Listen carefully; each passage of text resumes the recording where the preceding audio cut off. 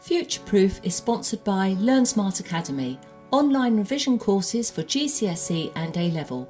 All your revision in one place, organised for you, interactive and game-changing.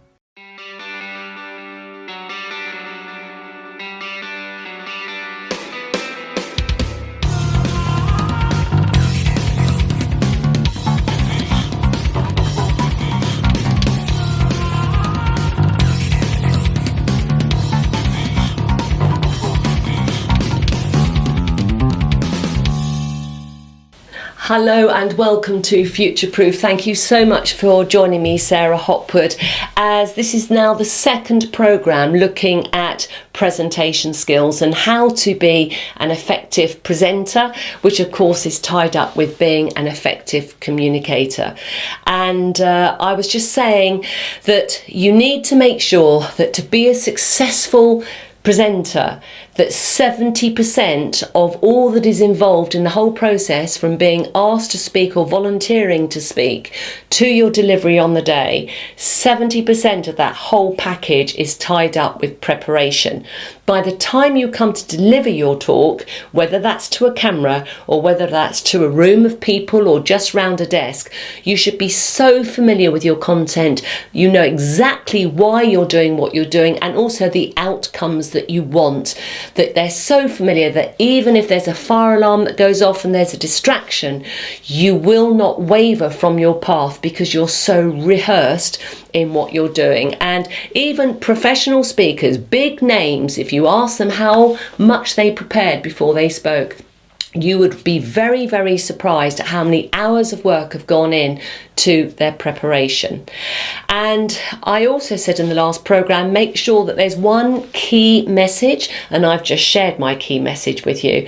And I was just then finishing off that last programme talking about primacy and recency, which is tied up with the 7 learning principles. And it just means that people will always remember how you started, they always remember how you finish, and they tend to make up a little bit of the grey bit, maybe some sort of nuggets in there that they can link it with and what have you. So if you have a strong start and a strong finish with your key messages in there, then generally speaking what they make up in the middle will be very true in line with actually what you have said and shared and what have you. So just to revise the 7 learning principles, they you can think of an acronym, FARMOP, which will help you remember it: feedback, active learning, reinforcement, meaningful material, multi-sensory learning, overlearning, and then the all good, primacy and recency, which is very, very important. So I want to talk now about powerful questions, and I won't spend too long on this because this was covered on an earlier programme before, but I do want to touch on it.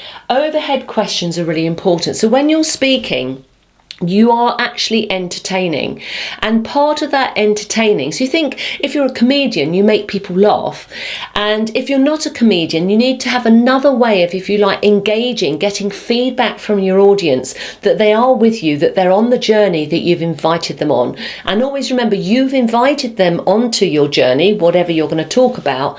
It is up to them, not you, whether they join you or not. So you can't make people listen to you. A comedian can't make people laugh. So it is that kind of invitation. Will you come on a journey with me? And you'll get feedback from the audience as to whether they're saying yes or whether they're actually saying no.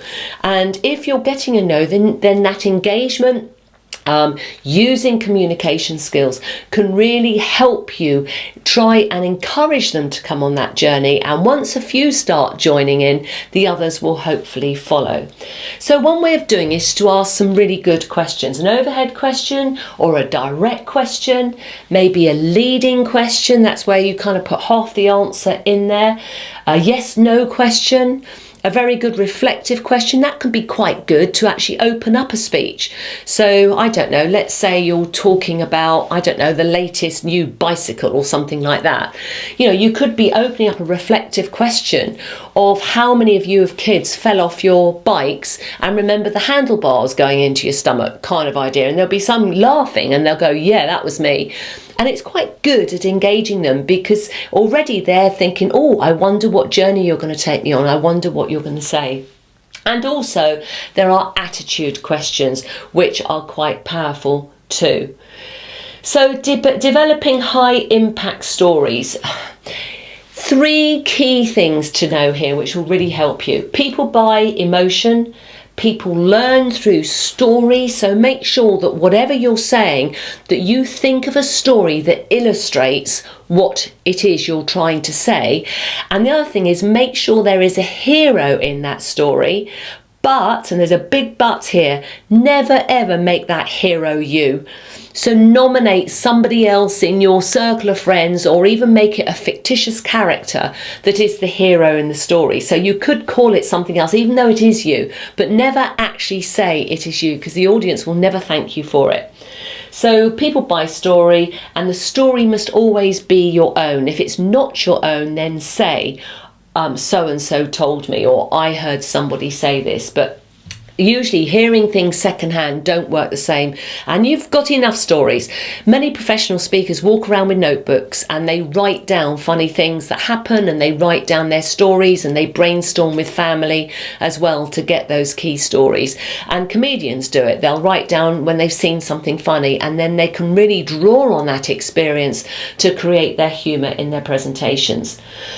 This is very, very basic, but there are 3 very basic learning styles, and one is auditory, one is visual, and one is kinesthetic. And it's said that we all have a leaning to one of those. And in my experience, because I started off my careers in nursing and teaching in an all-female environment, I was always very kinesthetic. I was very kind of caring and touchy-feely, all that kind. I was very, very kinesthetic as a learner. As soon as I got into the business world, I found that I became much more visual. And I notice it because I look up a lot, because I'm either getting information from my visual field up here somewhere, or I'm hearing something and I'm actually commending it up there. I'm actually storing it in the library that sits up there. But body language is very, very powerful. And they say, believe what a man does rather above what he says, or a woman. And body language really does speak volumes. So make sure that your body language is planned. This is part of the preparation. Choose when you might make a gesture of some sort, maybe in a silence. And again, comedians do this very cleverly. Sometimes they don't say anything, but they put in a gesture of some kind. So do plan, have a plan around the stage as to where you might walk, when you might pause, and always be very, very careful about walking and speaking at the same time. You should really kind of get to a spot and then talk. Walking and talking doesn't always work, and there's nothing worse than people diving backwards and forwards the whole time. So I just want to reflect on the 5 senses, and make sure that people who have any diminished areas in those senses, that you have support in the environment to help them, so that they are not penalised, if you like, from taking on board what it is that you're saying, because they have a challenge in one of those areas. And just going into the break, I want to talk about the structure of a presentation. If you're speaking, for example, for 5, 10, maybe 15 minutes, you can use the structure of exposition, activity and summary, EAS. In other words, I'm going to tell you what I'm going to say. This is what's going to happen. So you kind of give an overview. Then you go in and you obviously get on and do it. And there's an activity in there, as I say, from remembering. Just share with your person you're sat next to for a minute or two and discuss, or a question, and use one of those types of questions that we covered just now. But an activity that makes the person listening to you do something, either physically or mentally or emotionally, but give them an activity. And then you summarise what's happening, and that also ties up with primacy and recency. I just want to say, if you're speaking for 40 minutes, then you need to factor in a few of these EASs. And by doing that, so let's say you break the presentation up into 10-minute segments, and please make sure you leave time for Q&A, because questions and answers, often that's where the most value comes from, because that's where the audience are going to say, yeah, I love what you got to say, but I want to know about this. And if one person is thinking about it, you can bet your bottom dollar others are, and they'll walk out and go, that was a fabulous presentation. And if you really unpacked why they thought it was fabulous, 9 times out of 10 they'll say it was discussion at the end, which was tied around the Q&A. So, just going into the break, remember EAS, exposition, activity and summary. If it's a big presentation, then factor that in stages, but please always protect Q&A, questions and answers. Really, really important.